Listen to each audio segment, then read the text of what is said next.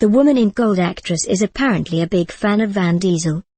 Helen Mirren has won an Oscar, multiple Emmys and several Golden Globes, but there's one thing still on her bucket list. "My great ambition is to be in a Fast and Furious movie," she told Yahoo.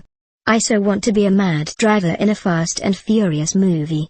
My claim to fame is I always do my own driving. I was on Top Gear, and I did my lap, in a very good time."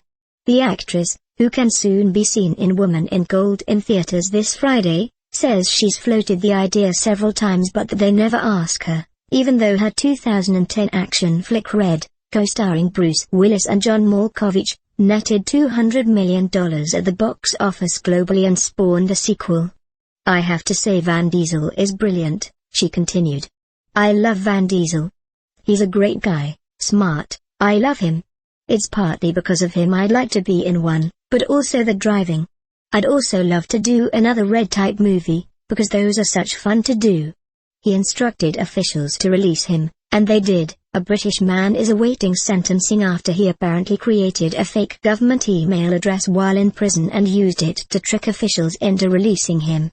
A prosecutor said Neil Moore, 28, was awaiting trial on fraud charges last year when he used a cell phone that he snuck into the Wandsworth prison to create a web domain, hmcts.sigaf.org.uk, that looked like that of Britain's Royal Courts of Justice, hmcts.gsi.gov.uk, NBC News reports. He then created an email address with the domain and pretended to be a court clerk, messaging prison officials to say he had been granted bail and should be freed. Not only did officials comply and let him out on March 10 last year, documents show, but he also turned himself back in a few days later, his lawyer says. According to the Ilford Recorder, authorities were already aware of his escape.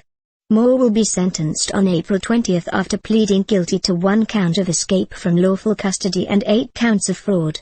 He was already facing fraud charges when he made his escape after impersonating employees at major banks in order to convince financial companies to fraudulently transfer him roughly $2.66 million US.